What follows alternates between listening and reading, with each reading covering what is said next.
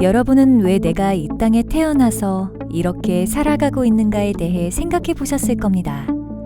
누가, 왜?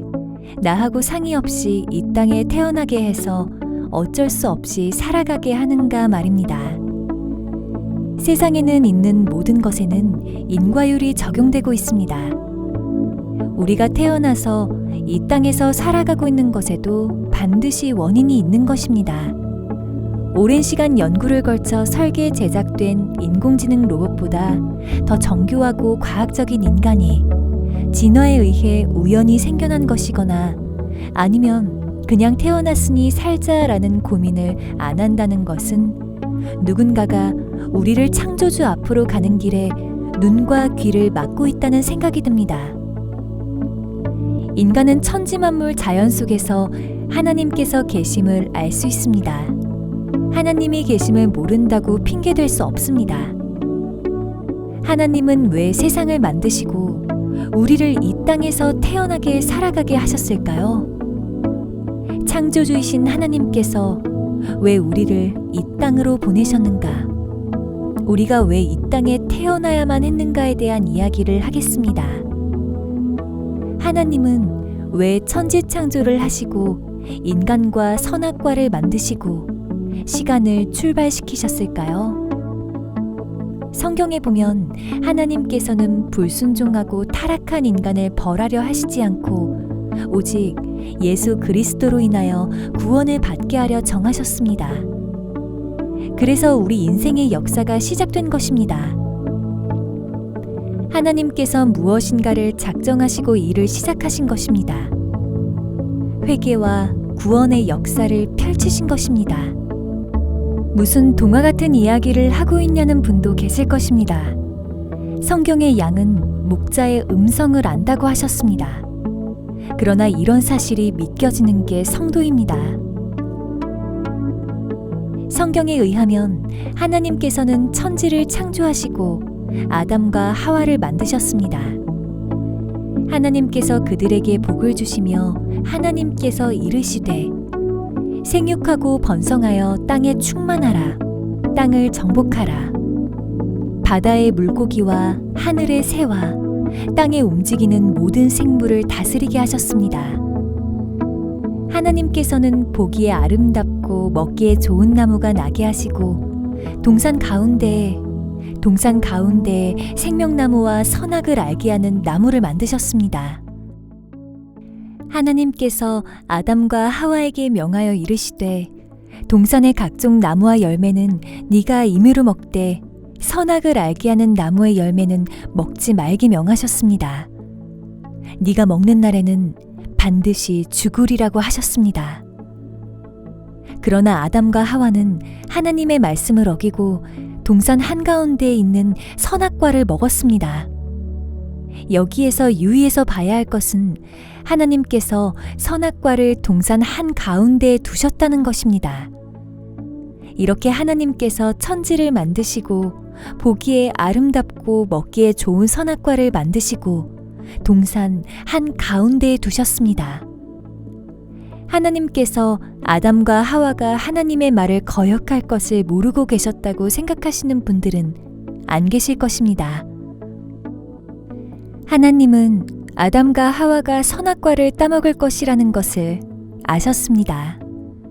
하나님은 당연히 우리의 모든 것을, 미래를 아시니까요. 또한 동산 가운데에 두신 것은 먹으라고 시험하신 것입니다. 하나님은 죄를 조장하시는 분이 아니시고 인간의 죄성을 이용하여 하나님께서 무엇인가를 작정하시고 일을 시작하신 것입니다.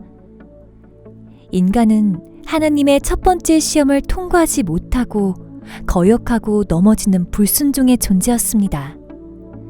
하나님의 말씀을 거역한 불순종과 하나님처럼 되기를 꿈꾸었던 탐욕으로 아담과 하와는 에덴 동산에서 쫓겨났습니다. 지금 이 세상에 타락하고 교만한 인간들을 보면 하나님께 충분히 그럴 수 있었음이 이해가 갑니다. 하나님께서는 하와에게는 임신하는 고통을 주시고 아담에게는 네 평생에 수고하여야 땅의 소산을 먹을 수 있을 것이라 하셨고 너희는 흙이니 흙으로 돌아갈 것이라 하셨습니다.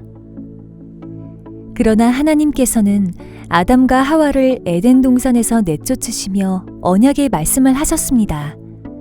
창세기 3장, 한 완전한 자가 여자의 후손으로 나타나 뱀의 머리를 깨트리고 뱀은 그의 발꿈치를 상하게 할 것이다 라는 여자의 후손 언약을 하셨습니다.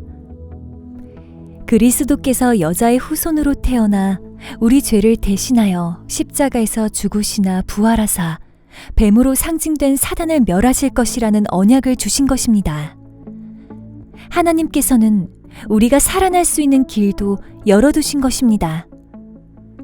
하나님의 언약은 이루어졌고 2000년 전에 그리스도 예수님께서 동정녀 마리아에게 나시고 하나님께서 예언하신 언약을 이루시사 우리 죄를 대신하여 죽으시고 우리 죄를 대속하셨습니다. 우리가 아직 죄인 되었을 때 예수 그리스도께서 우리를 위하여 죽게 하심으로 하나님께서 우리에 대한 자기의 사랑을 확증하신 것입니다.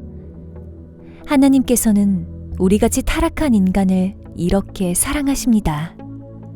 우리가 이 땅에 태어나게 된 것은 하나님께서 아들 예수님을 통하여 우리를 용서하시고 우리의 구원을 이루게 하기 위함입니다. 이 땅에서 우리가 해야 할 일은 하나님의 언약으로 오신 예수님을 믿고 회개하고 죄사함을 받고 성령으로 거듭나야 합니다. 성령님은 예수님께서 우리 죄를 대속하시고 죽으심으로 그 결과 성령님께서 우리에게 임하게 된 것입니다.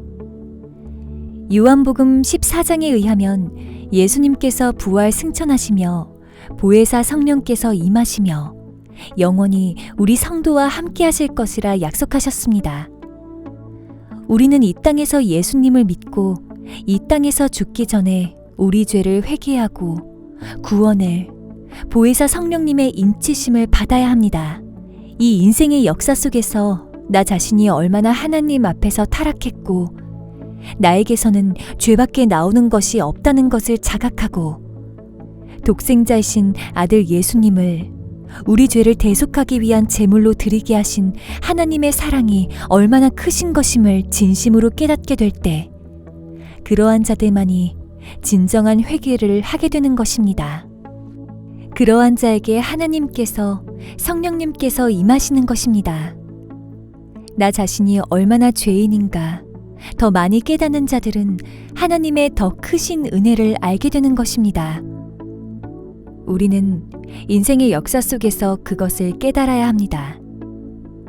회개란 자신의 죄를 뉘우치는 정도가 아니라 인생의 방향을 하나님께로 향하여 나아가는 것까지입니다.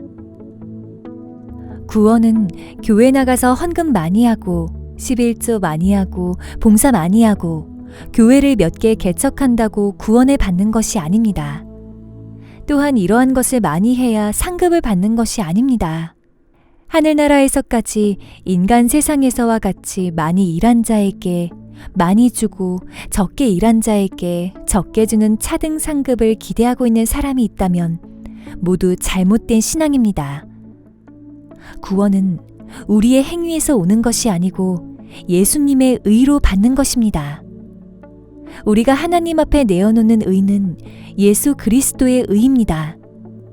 하나님은 우리의 의는 받지 않으십니다. 아들이신 예수 그리스도의 의를 내어놓을 때 우리가 예수님 안에서 하나님께 용서와 구원을 받게 되는 것입니다. 또한 우리가 그렇게 좋아하는 상급도 성도 모두 똑같이 구원입니다. 마태복음 25장에서 하나님은 1달란트를 남긴 사람이나 2달란트를 남긴 사람이나 5달란트를 남긴 사람에게 똑같은 칭찬의 말씀을 하십니다. 하나님께서 많은 일을 맡기시고 작은 일을 맡기시는 것일 뿐입니다. 이 또한 그 일을 해내는 것은 내가 아니라 우리 안에 계시는 성령님의 역사하심이십니다. 하나님께서 하시는 것입니다. 우리의 의는 우리의 행위가 아니고 예수 그리스도의 의이며 우리가 받아야 할 상급은 똑같이 구원입니다. 그렇다면 성령을 받은 성도들의 삶은 어떡하여야 할까요? 예수 그리스도를 믿고 진심으로 회개를 한 사람은 세상으로 향하는 인생의 목적에서 하나님만을 향하는 삶을 살아가게 되어 있습니다. 하나님을 찬양하고 예배하고 하나님의 뜻이 이루어지기를 늘 기도하는 자의 삶으로 바뀌게 되는 것입니다. 여러분, 하나님께서 작정하시고 시작하신 것은 반드시 이루어진다는 것입니다. 그러니까 영원 속에서는 우리의 구원은 영적으로 완성되어 이미 이루어졌습니다. 그렇다면 우리는 막 살아도 될까요? 아닙니다. 진실로 회개하고 구원을 받은 자들은 아무렇게나 살 수 없습니다. 구원을 받은 자들은 두렵고 떨리는 마음으로 하나님이 이끄시는 삶을 살아갈 것입니다. 예수 그리스도를 믿고 회개하고 구원을 받고 하나님을 만나시기를 바랍니다. 무슨 동화 같은 이야기를 하고 있냐는 분도 계실 것입니다. 성경의 양은 목자의 음성을 안다고 하셨습니다. 그러나 이런 사실이 믿겨지는 게 성도입니다.